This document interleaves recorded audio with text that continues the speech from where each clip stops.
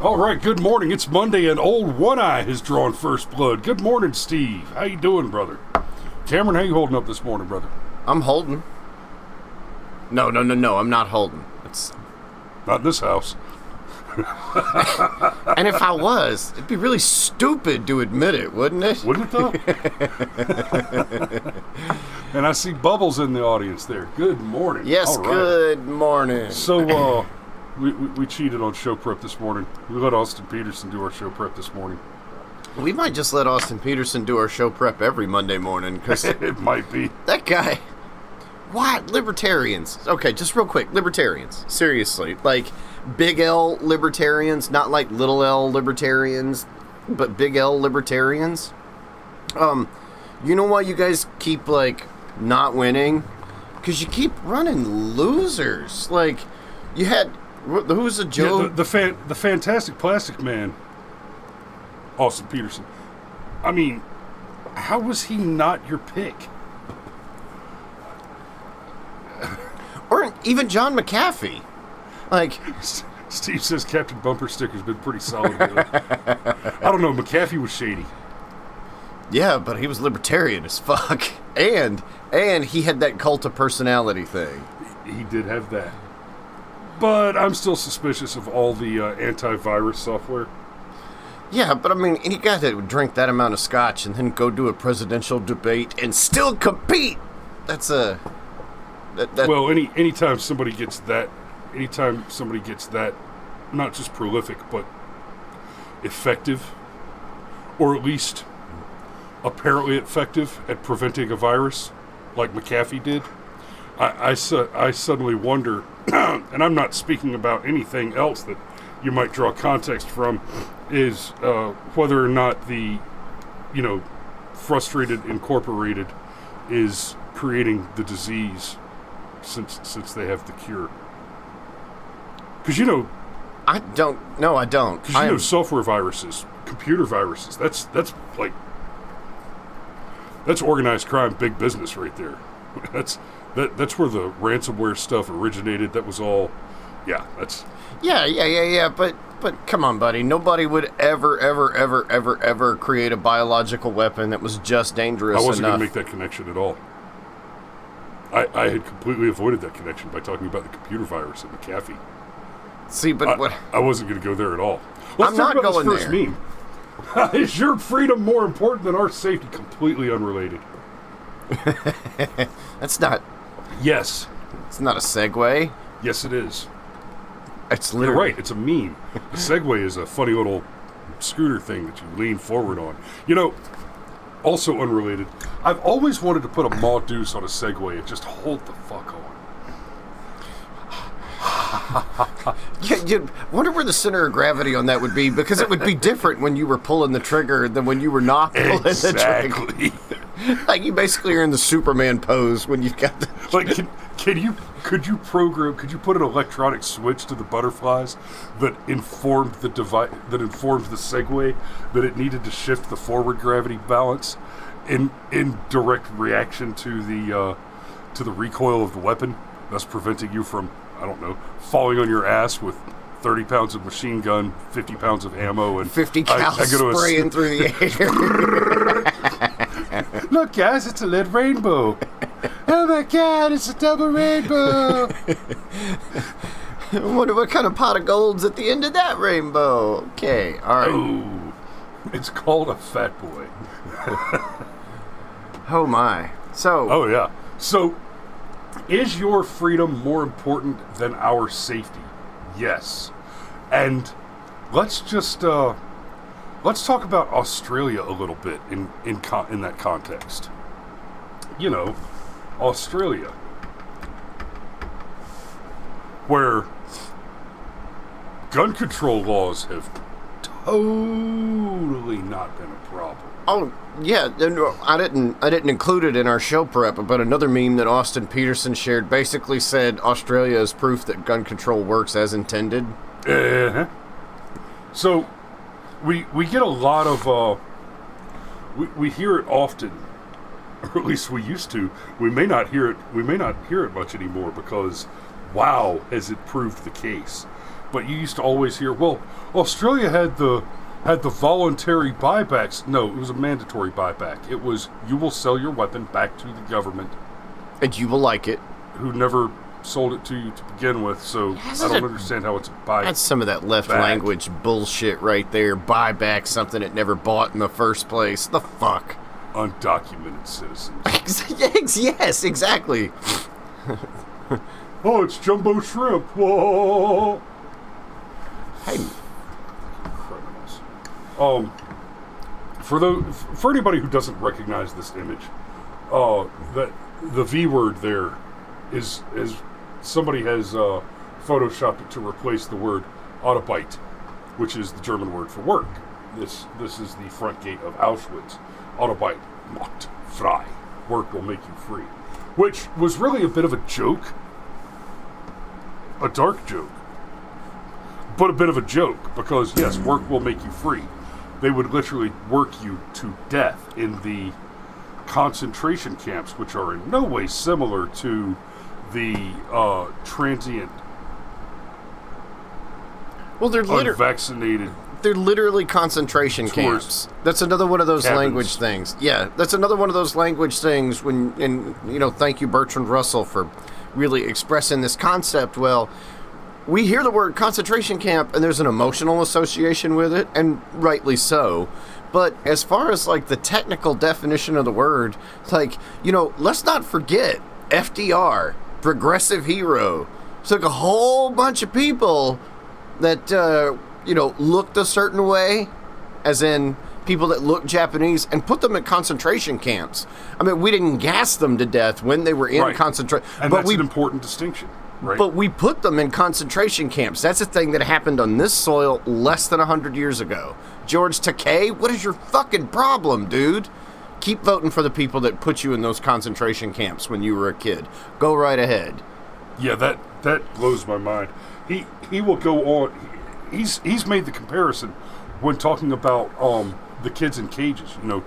Trump's famous kids in cages. The kids. You mean the not American Obama citizens? Put in cages. Well, and the kids that Bush put in cages, and the kids that the last 30 years worth of presidents have put in cages ever since Ronald Reagan did the amnesty compromise back in like 86, and that was supposed to solve the problem in 86. Okay, we'll grant the illegal. We'll grant the illegals.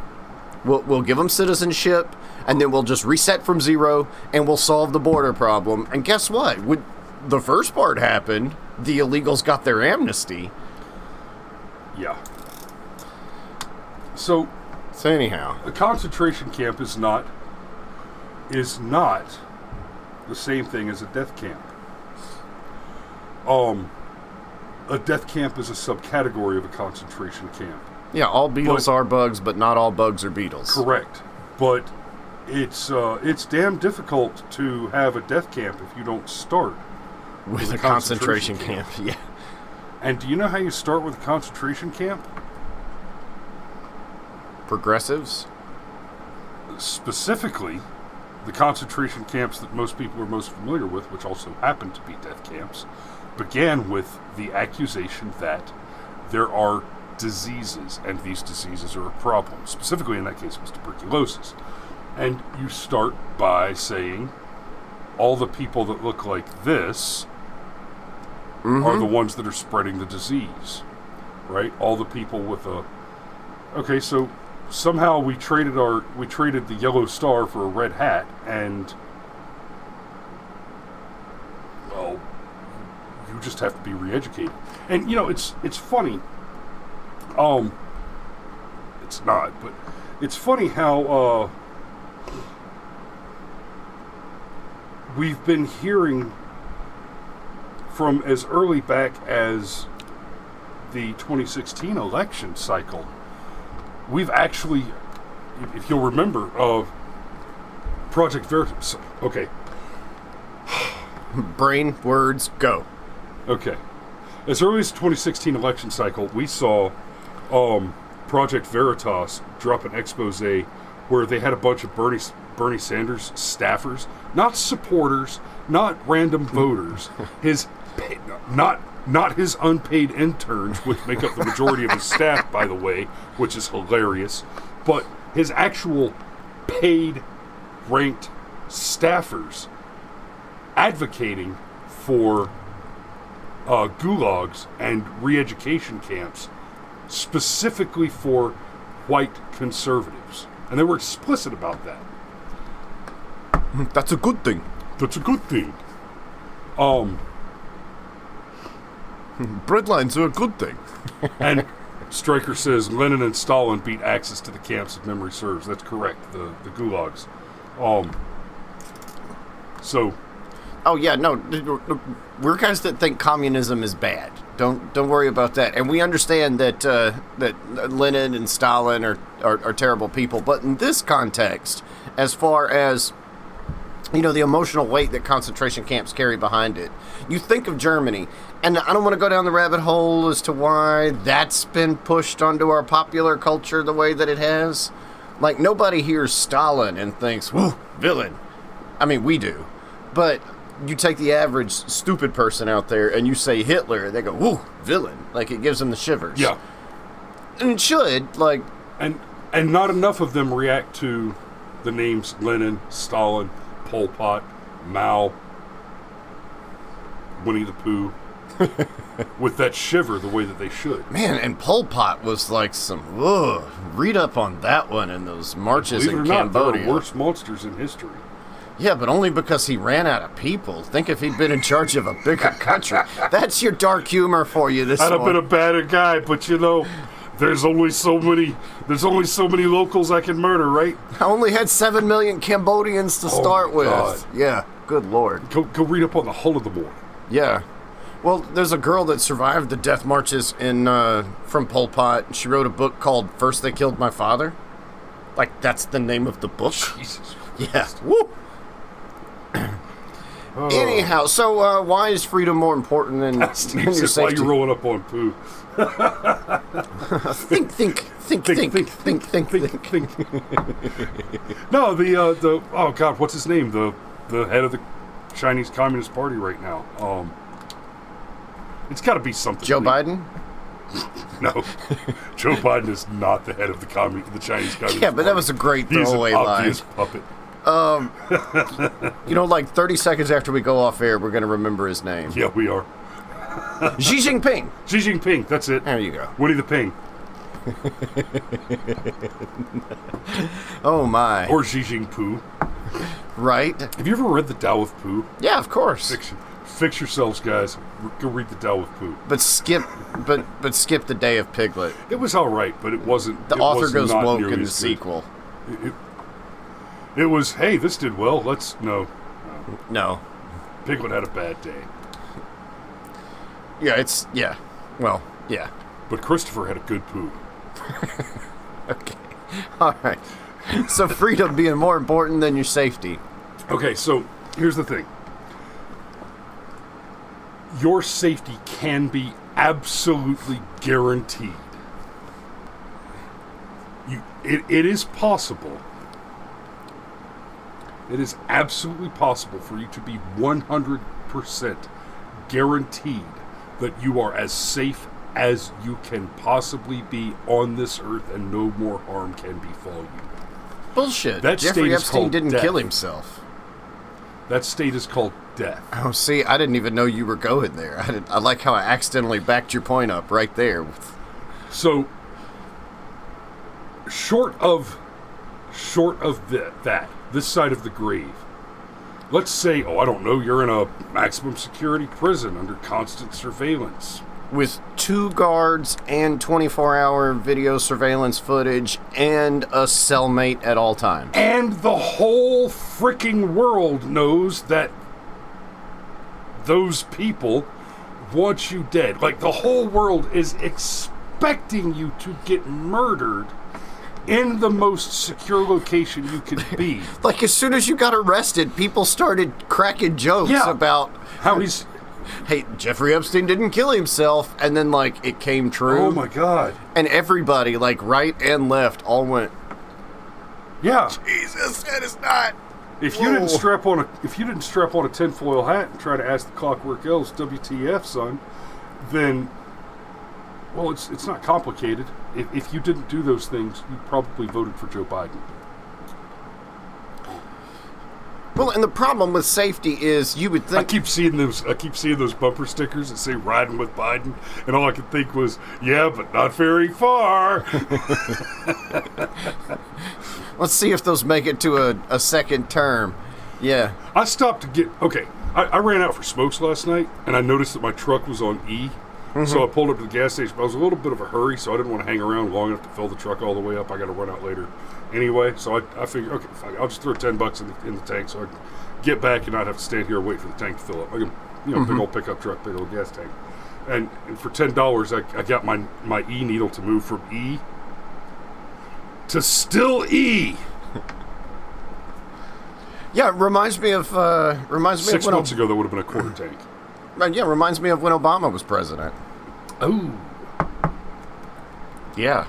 So what I was going to say was, you would think that of the two words, freedom and safety, safety would be the one that actually has a definition that is, it's more practical in the real world, that you can actually put some weight to it, and you can define safety in a more concrete way than you can define the word freedom.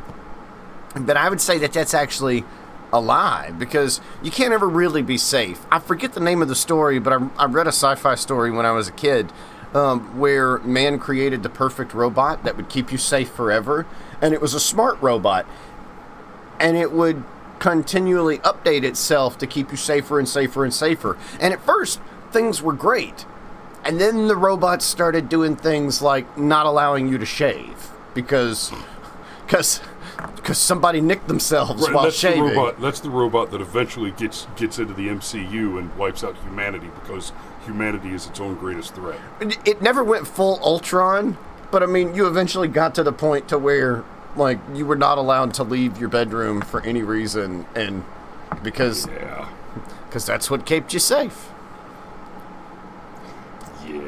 Yeah, exactly. And okay. However, freedom, I've said it before on this show, I'll say it again. How wrong are you allowed to be? That is how free you are. Period. End of sentence. And this vaccine mandate bullshit proves that in a way that I didn't ever think I'd see anything in my life. Right. I mean,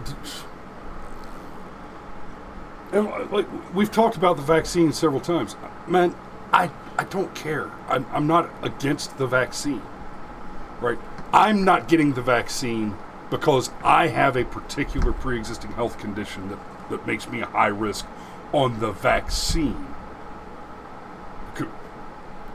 Some of the side effects have happened with the vaccine. I happen to have a high risk factor on those particular side effects. That's the only reason I'm not getting the vax. Well, I mean, primarily. But the idea that it would be mandated, that's not your business, right? And keep in mind, the correct argument that is made by libertarians is that there is no room in the Constitution for substance control, right? That the government does not have the authority, per the Constitution, to say that you can't smoke pot if you don't want to. That is an authority that was never ceded to the U.S. government by the Constitution or the constitutions of the individual states. It was usurped. It was usurped by the government, and that is intolerable. Yeah, never forget, when alcohol was made illegal, we amended the fucking Constitution to make alcohol illegal. And when we wanted our booze back, we unmended the Constitution. Re-amended? Damn it. Amended? Demended? Fixed. Yeah, there you go. Exactly. And Stryker mentions 10th Amendment, no more powers. Correct. The 10th Amendment says, I'm paraphrasing, but it says all powers here within, not ceded explicitly to the federal government, are retained to the states and the people. And never forget the all-important 9th Amendment, which also goes on to say, the 9th Amendment got us in a little bit of trouble with the whole Roe v. Wade thing, because the 9th Amendment is where we see the idea of the nebulous penumbra of unenumerated rights. So the 9th Amendment says that the enumerated rights in the Constitution are not to be taken as the only rights guaranteed the only rights granted by God which are explicitly forbidden the restriction of from the government by the Constitution. So the no more powers is one thing, Sean, but never forget that we have rights. And you'll hear people sometimes say, man, I got rights. I got a right to blah, blah, blah. And they sound crazy because, man, it's like, I have a right to smoke cigarettes. That actually sounds a little crazy if you spend any time thinking about it, until you spend some real time thinking about it. And in which case it comes around to, oh, wait, no. This is a thing that I can do at my own expense without directly harming another person. I don't have to hurt somebody to smoke a cigarette if I want to smoke a cigarette. Right? Mm-hmm. But just like health insurance, while I may have an absolute right to have the cigarettes, that doesn't mean that you have a responsibility to supply them to me. But it does mean that you do not have an authority to deny me them. Right. Right. So let's move on to the other one. Oh, we got 20 minutes out of that first one. I know. Maybe we should have started with this one. You know what? Let's just roll with it. There we go. Okay, so this daffy bitch, Kara. If you've got a Disney character as your avatar, like, I'm already assuming certain things about how many children you have and the back seat they were conceived in. And we both have 4 children each, separately. Ew. That's 8 kids. And neither of us has Disney characters for our avatars. Just say. I do have a Trump and Bernie meme for my avatar on Twitter, though, I must confess. All my avatars are either Brushfire Mind logos, East Atlanta Video logos, or my face. You do kind of have a memeable face. I do. Like, you can, all it takes is a little bit this way and you're Santa Claus, a little bit that way and you're an extra on Sons of Anarchy. Привет, товарищ. Очень Christmas at all? Da. Oh, see, and then, by the way, hey, Alex, we missed you in the chat. Yeah, no doubt. It's good to see you. And he brings up, Alex Jones says, you're going to deny people health insurance for not taking the jab. Just wait. Yeah, but before that happens, they're going to suspend all sporting events because everybody keeps shouting, fuck Biden. It must be the 80 million that didn't vote for him. Or rather, the 80 million that did vote for him don't show up at the sporting event. 80 million people voted for Joe Biden. Democrats don't like happiness. Man. Yikes. Ouch. I can support that argument with fact claims. No, I'm sitting here, like, running it over in my head. Like, that if I was your devil's advocate on that one, I would have the challenge. Good luck. Maybe we should do a devil's advocate show. Like its own segment. You know what, get, like, red face paint and everything. Like a fog machine. I'll place the order. So, this chick says, I feel like seeing baby formula in locked cases at the grocery store should radicalize more people. Like, how do you see baby formula in a locked case and not for a second question the causes and forces behind it?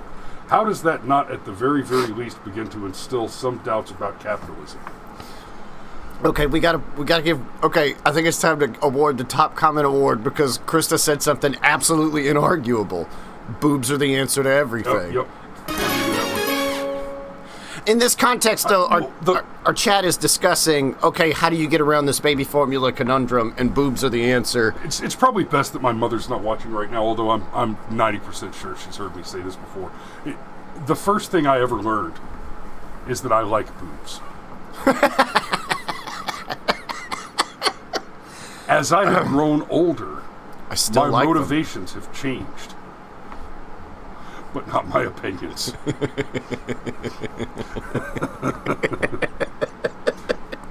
Woo!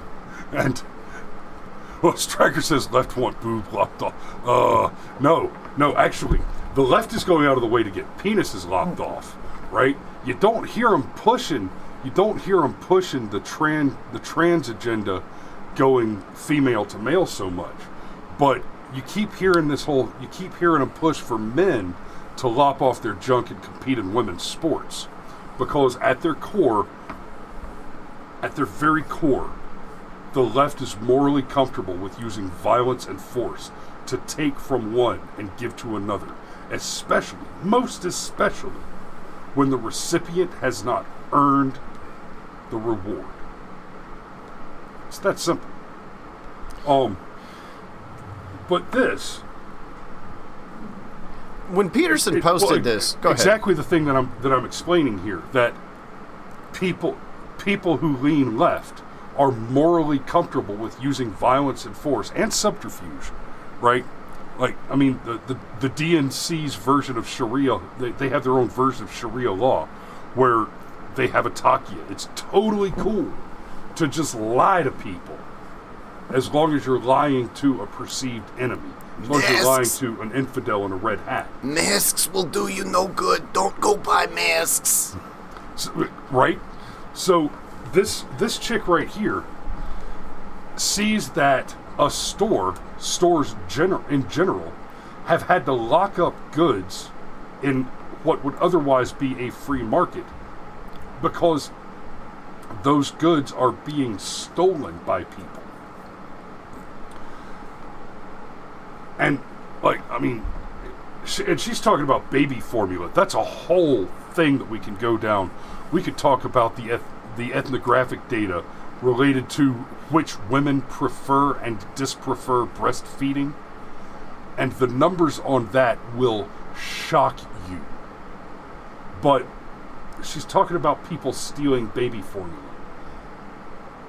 If you're the kind of person who's stealing baby formula, listen, if you can't afford baby formula on your own, right? And I understand there are some women who have medical concerns, medical conditions, whatever. They don't produce enough milk. They can't actually nurse their baby, and that's horrible.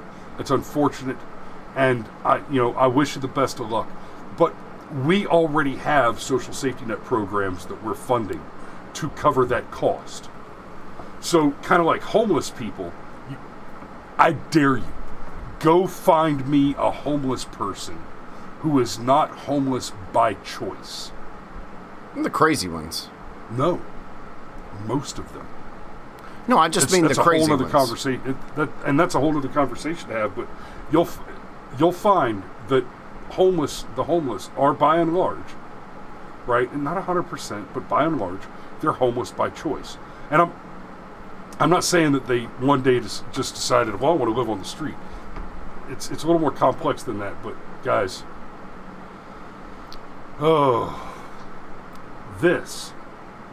if you can't afford to feed your baby, it's because you're not trying. It's not just that, you should have gotten married first and had a baby and done it the right way.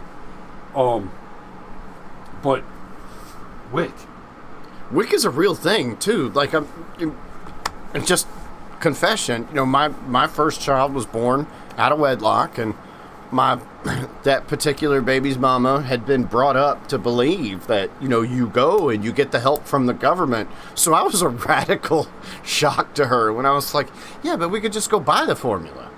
Like, it was hard for her to process. So there was a few months of my life where WIC happened, and WIC blew my mind. Like, she just went to the grocery store and got milk and cheese and baby formula and, like, just left the grocery store with it.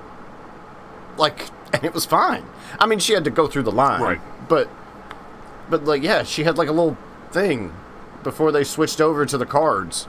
Yep. And, like, she would just show her thing, and it would just be like, beep, beep, beep. Okay, this week you get, like, a pound of fruit and a gallon of milk and a pound of cheese and a case of formula. And that was... So, but look, Peterson made biscuits and gravy. That's a great point. It terrifies me how often I see people with an EBT, the electronic benefits, whatever. The government money card, in gas stations buying cigarettes and candy and soda pop. And bring them up as miscellaneous. And it's bring them up as miscellaneous. You're not supposed to be able to do that, right? But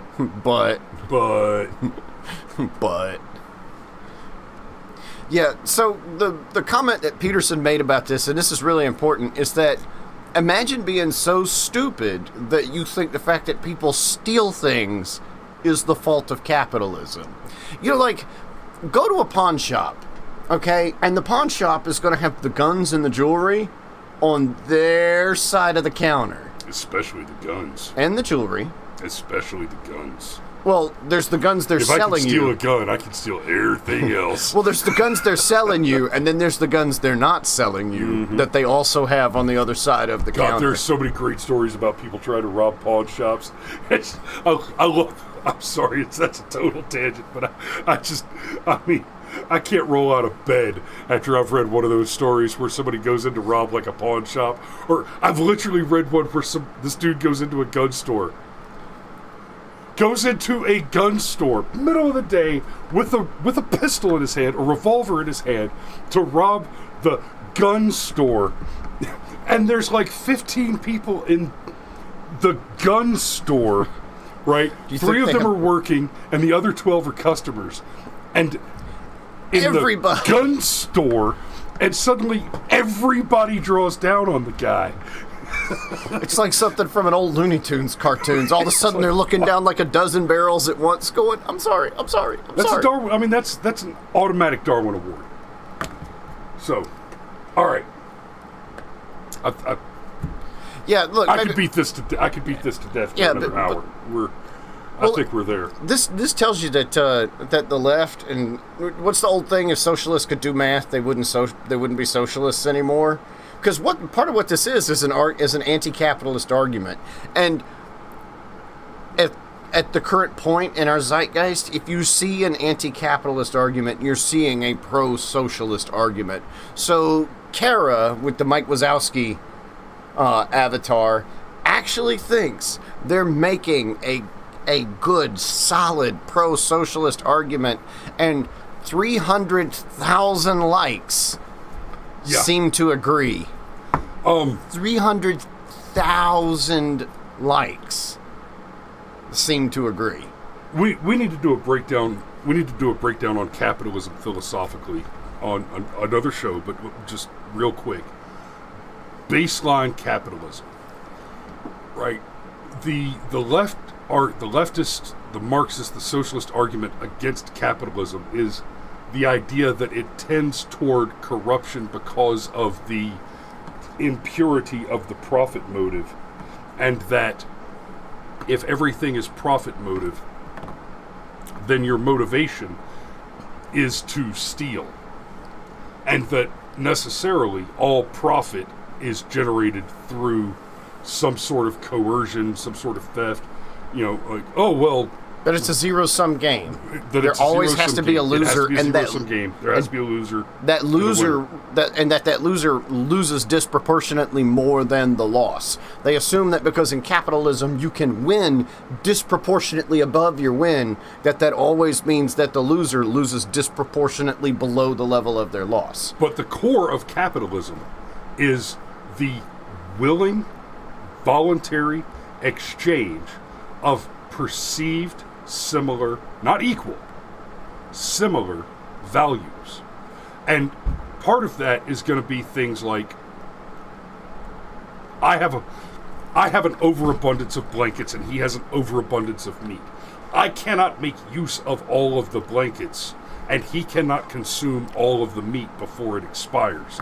And so we exchange blankets and meat so that the products which had limited value because of their limited use in their existing context are transferred into a position where, even though the object itself has not changed in any way, the circumstances of its location and utility have increased its value. That is why it is possible in a good negotiation in real capitalism to exchange things of equal value and leave with greater value. When you start talking about exchanging a quantity of capital for a piece of land that has a certain value undeveloped, but the guy buying the land has a value add proposition to develop that land, all of a sudden, you're talking about a situation where even though it cost him X to buy the land, the value of the land, once it's transferred from where I'm not using it to where he's going to exploit it more effectively, is increased in the exchange, as part of the exchange. And that's something these shitheads just cannot process. Actual creativity. They think that creativity ends at adding extra colors to the rainbow because they are so limited and short-sighted and rooted in violence and power struggle. Their entire mental core is so steeped in this absurd concept of an eternal power struggle between individuals and a complete abolition of the concept of an eternal power struggle between good and evil or right and wrong. We're just going to vitiate the distinction between right and wrong and start putting our little Desmonds up on the stage so that our 11-year-old boys can do strip dances for... Oh, that's an awful place to end the show on. Yeah, but we were talking about Democrats. I mean, how good a place can you end up on? I was going to try and bring it back around positive and introduce people to Mark Like one of the positive things that a Democrat has done? Like an income tax? Amtrak? Welfare state? No, I was just going to say that Mark Levin... Gun control. Right. Mark Levin... I could do this all day. He coined a phrase that applies to capitalism, mutually assured self-interest. And he goes into great detail about part of the reason why you don't go rob the Walmart and burn it down is, what if you forget something? You want the Walmart to be there tomorrow. Yes. So anyhow, we're long, man. We are. Maybe this Austin Peterson. Hey, good show, Austin. Good show, Austin. We're gonna Y'all keep be stealing safe out from you. there, and we'll talk to you soon. Bye-bye.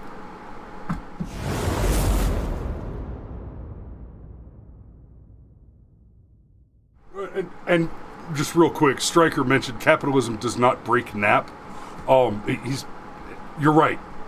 I'm a devout capitalist, and I very rarely miss my nap.